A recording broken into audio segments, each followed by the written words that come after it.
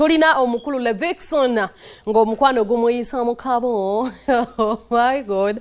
Abaana balina omukwano newankubadde bagwe wakano we mukwano gweraga gweyogerera.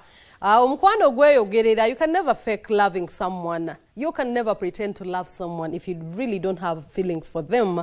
Abana babiri obufeeling bubaluma. Obulungi gye muddirayo ne bubaluma abana obufeeling bubalumye.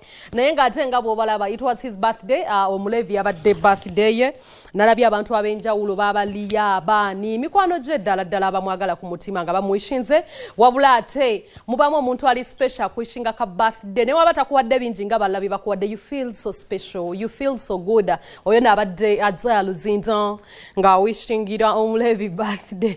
Kimunyumidde nnyo ne cake nagi repostinga. Katusoke tulabe ka video kano ndowooza mulabye kangezeeko zoom a little bit.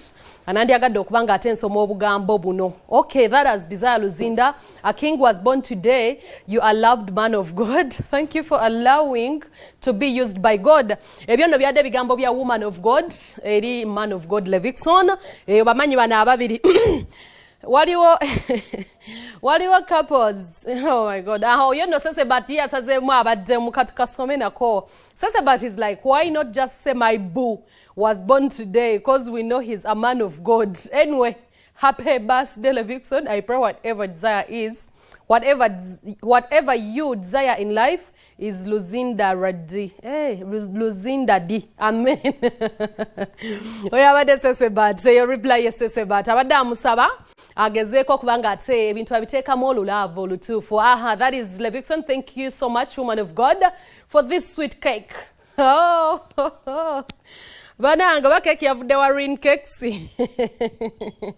Kubanga yamuhomedde nnyo. That is about Levikson okuva wa Desire Luzinda. Birthday wetu we yamutambulidde. We congratulate you. We say happy birthday. Tukwagaliza bisinga Levikson muganda waffe. Webale kubeera muntu mulamu.